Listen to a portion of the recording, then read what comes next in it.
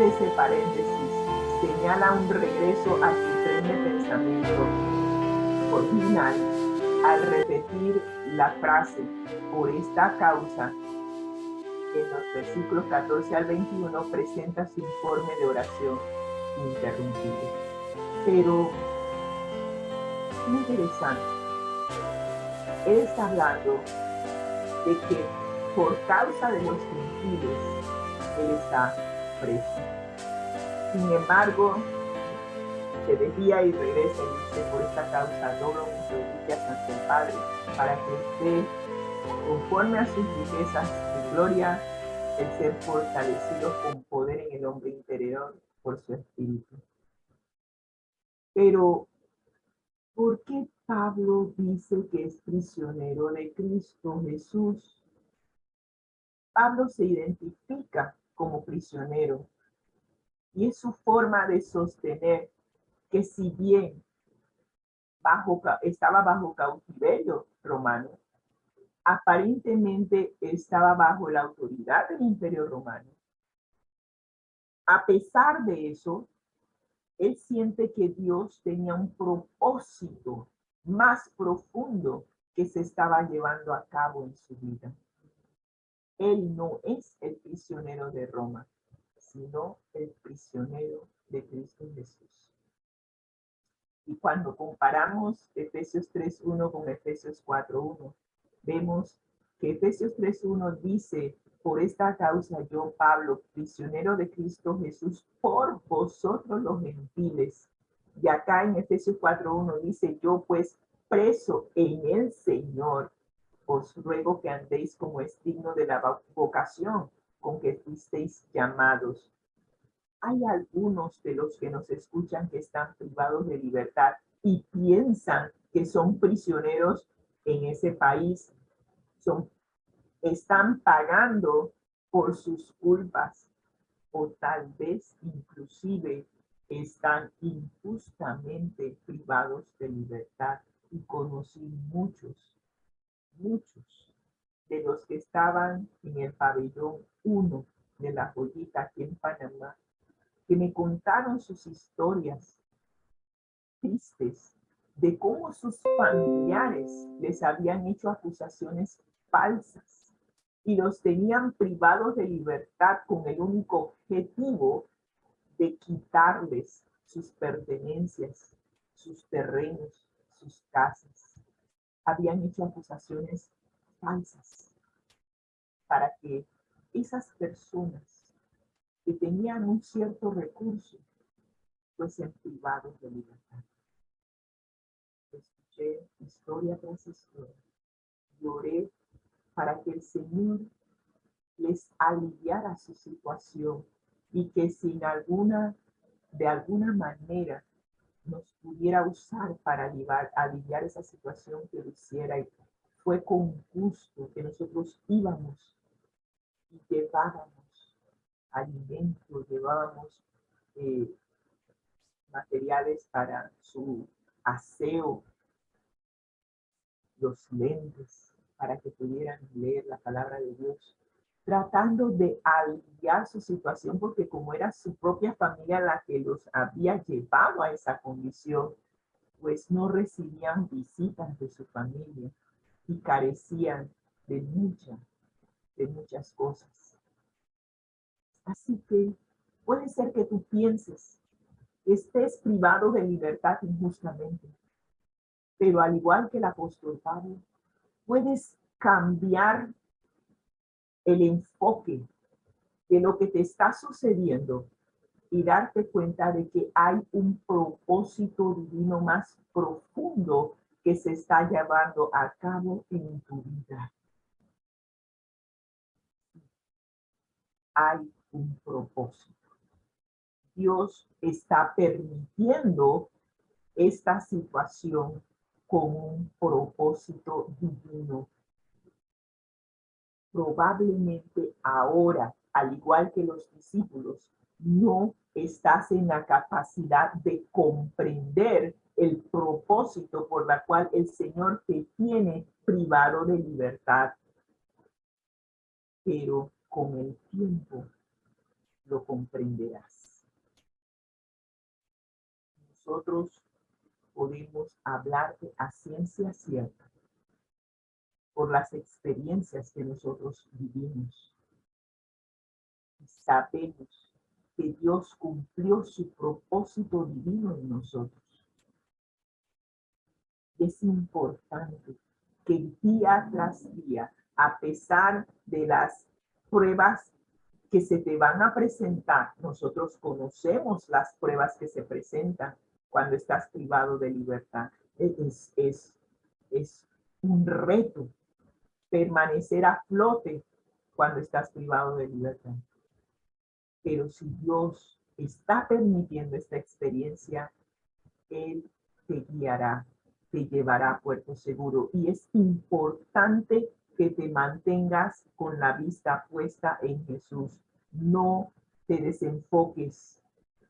Muy importante, no te desenfoques. Habrá cualquier cantidad de distracciones que quieren llevarte a que quieras tomar rienda de la situación y tú tratar de solucionar tu problema. A nosotros se nos presentó cualquier cantidad de ofertas para aliviar la situación que no necesariamente eran legales. Pero Dios, que es rico en misericordia y por su gran amor, nos dio vida cuando estábamos muertos en delitos y pecados. Y probablemente Dios, a través de esta situación, quiere darte vida, porque estabas muerto en delitos y pecados. Y te ha llevado a esta condición para tener y llamar tu atención, porque cuando estabas fuera, no ibas a escuchar su voz. Pero estando privado de libertad, ahora te tiene en el lugar en donde solamente lo tienes a Él. Estás privado de toda ayuda externa. Y ahora Dios quiere llamar tu atención que cuando solamente te queda a Él, es porque solamente a Él lo necesitas. Así que si estás privado de libertad, vamos a cambiar el enfoque. En vez de preguntar, ¿por qué a mí? Pregunta, ¿cuál es el propósito que Dios tiene en permitir que yo pase por esta experiencia? Y estoy segura que si se lo preguntas a Dios, Él te va a responder conforme a tu capacidad de comprender la respuesta. Allí es en donde está la situación. Que probablemente no estás en capacidad de comprender la respuesta. Y el Señor, al igual que Jesús con los discípulos, te las va a estar dando poquito a poquito, lección tras lección, hasta que la luz brille en tu corazón y te puedas dar cuenta del gran amor de Dios al permitir que estuvieses privado de libertad, porque lo más probable es que te privó de libertad para salvarte la vida espiritual y físicamente hablando. Enfoque. Mantén la vista en Cristo Jesús. El hecho de que Pablo mencionara sus tribulaciones y posteriormente sus cadenas sugiere que no está bajo un arresto domiciliario relativamente cómodo, sino en prisión. Y yo necesito que ustedes vean, cuando yo vi lo que vi, yo quedé medio asustada. Estar en prisión en el siglo I y en un calabozo romano era especialmente dificultoso, como dice la guía. El Imperio Romano no tenía prisiones bien organizadas, con instalaciones sanitarias, ni servicio regular de comidas. Aló, hoy en día, pleno siglo XXI, tenemos los derechos humanos que velan para que los privados de libertad tengan un trato digno, tengan alimentación y tengan un lugar decente. Sin embargo, en Roma no era así. De hecho, el Imperio Romano tenía poca necesidad de prisiones. Aquí están las fotos de cómo eran las prisiones en Roma. Y acá, este pasadizo era para aquellos que no se podía tener en ningún otro lado. Como notarán, no hay luz. Era un calabozo al final de la prisión, donde al que se ponía allí, lo único que había era oscuridad. Y esto era la prisión regular, un hueco para hacer sus necesidades. Y si usted encuentra cama, avísenme. Ahora esto está limpio, pero por regla general, aquí habían ratas, había de todo. Y para aquellos, como dice Pablo, que él estaba encadenado a un soldado romano. Gracias a Dios no estaba en esta condición. Sin embargo, el imperio tenía poca necesidad de prisiones, ya que la cárcel no se utilizaba como medio de castigo como se utiliza hoy. La gente estaba en prisión solo mientras esperaba el juicio o su ejecución. Se esperaba que los presos se mantuvieran solos, o sea, que dependían de familiares y amigos para conseguir sus alimentos y satisfacer otras necesidades. O sea, el Imperio Romano no necesariamente te iba a dar tus 3 golpes y mucho menos darte los útiles de aseo que necesitabas. Si tú no tenías familiares y amigos que hicieran eso, tough. Hablando de estar en prisión, hablando de seguir a Jesús en tiempos difíciles, el apóstol Pablo tiene mucha historia. Y no era la primera vez que estaba en prisión. Y sin embargo, las preocupaciones de Pablo quizás se hayan centrado en el impacto emocional de su reclusión entre los creyentes, ya que por ser prisionero era una vergüenza social extrema en el contexto de una cultura donde el honor y la vergüenza eran significativos. Si alguien decía, oh, yo soy cristiano, en ese entonces no se les llamaba cristianos, no me acuerdo del nombre. No me acuerdo el nombre de los primeros cristianos, se les llamaba otra cosa. Los del camino. Exacto, los del camino. Decir que tú eras parte de los del camino y que el líder de ese grupo estaba en prisión no era algo de la cual sentirse orgulloso. Quizás haya tenido miedo de que algunos de los que estaban conociendo a Jesús pudiesen preguntar, ¿cómo puede Pablo ser apóstol y mensajero de Cristo, del Cristo exaltado y ser un prisionero despreciado? Así que Pablo reformula su confinamiento y ayuda a los creyentes a ver esto como parte del plan de Dios. Él sufre por ellos. Es más, él estaba en prisión porque por estar compartiendo a Jesús entre los gentiles, aquellos que se vieron afectados, como por ejemplo, aquellos que hacían estatuillas a la diosa Diana, vieron que sus entradas se vieron afectadas porque Pablo estaba predicando el evangelio y las personas estaban saliendo, dejando de tener culto a la diosa Diana y por ende dejaban de comprar las estatuillas y todo aquello que se relacionaba con el culto pagano. Y estos iban a las autoridades a acusar a Pablo de que Pablo estaba haciendo que sus entradas económicas menguasen. Por eso era que estaba privado de libertad. Por eso él decía, sufro por ellos, sufro por ustedes. Y lo que parece ser una fuente de vergüenza en realidad debiera ser gloria de ellos. Porque por ellos él estaba privado de libertad.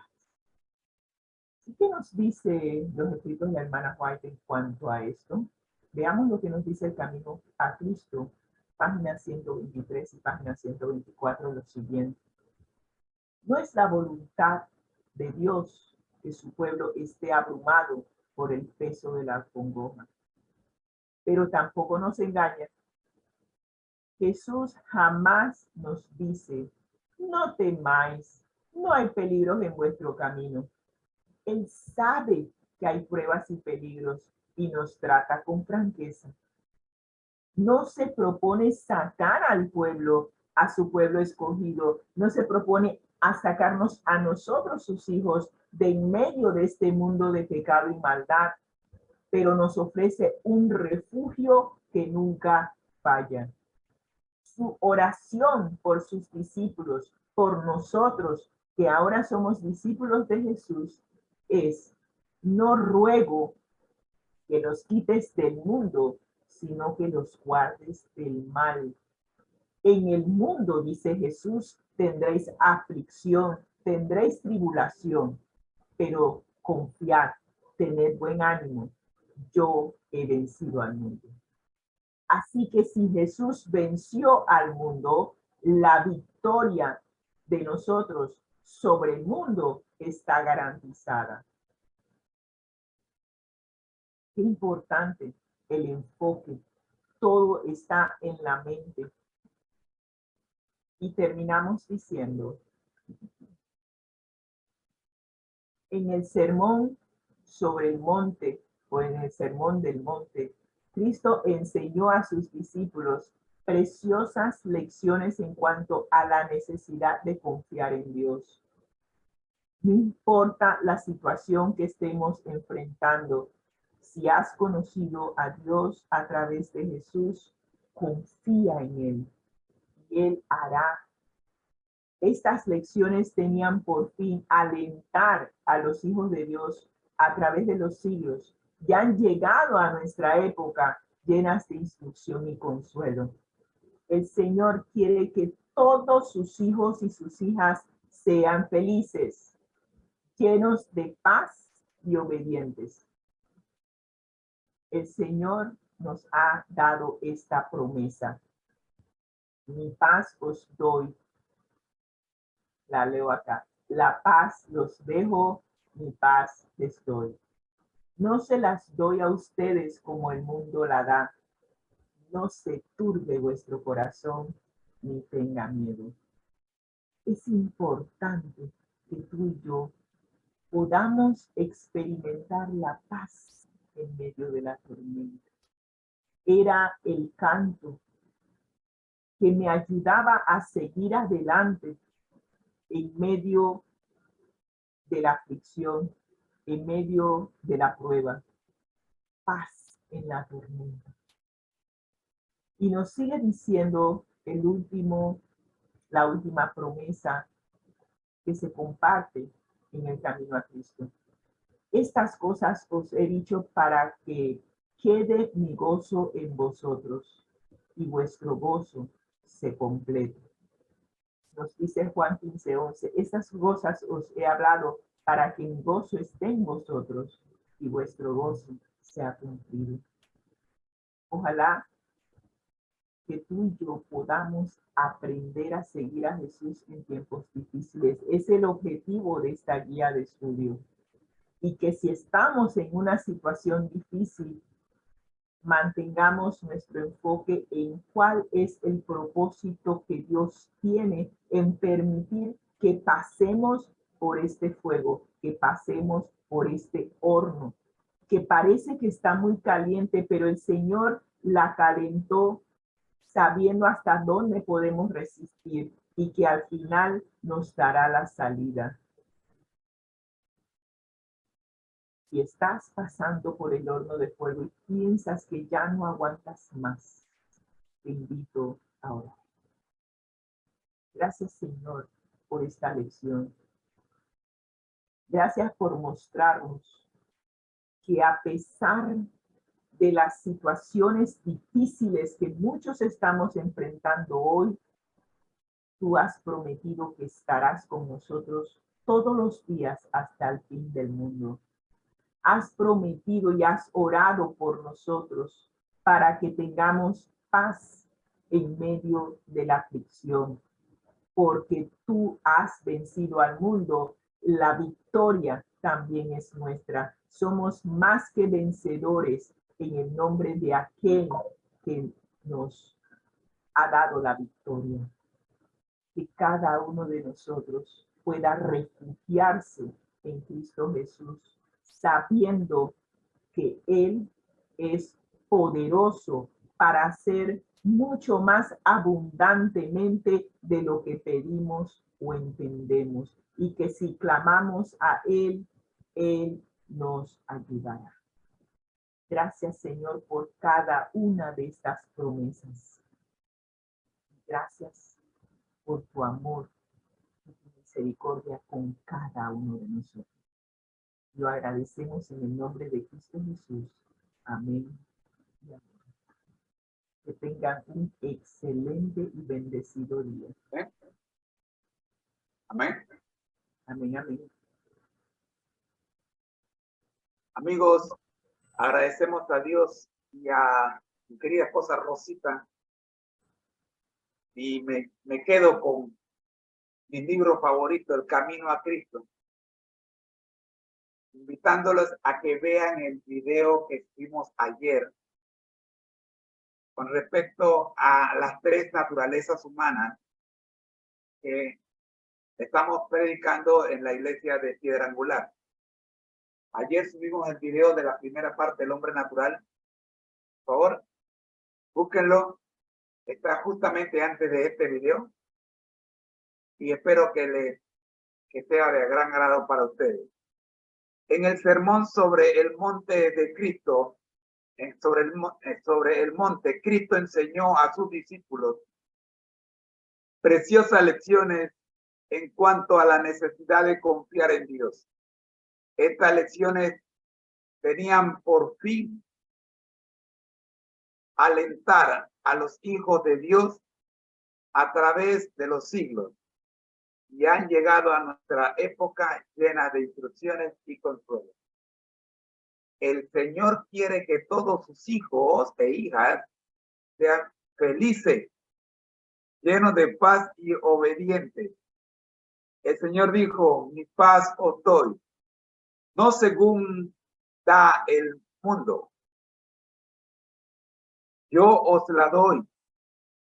No se turbe vuestro corazón, ni se acobarde. Estas cosas os he dicho para que quede mi gozo en vosotros y vuestro gozo sea completo. Juan 14, 27, 15, 11. Y el camino a Cristo, la página 123, 124.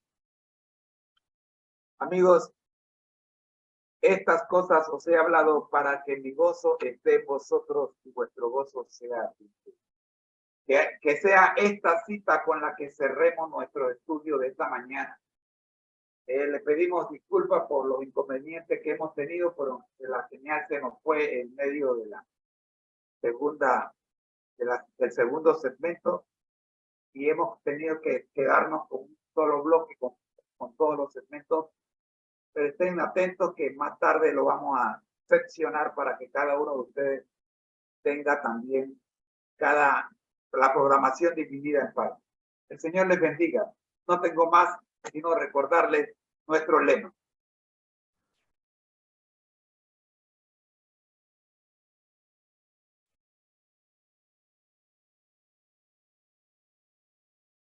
A través de la Biblia hemos aprendido que al que el Señor llama, capacita, al que envía, acompaña.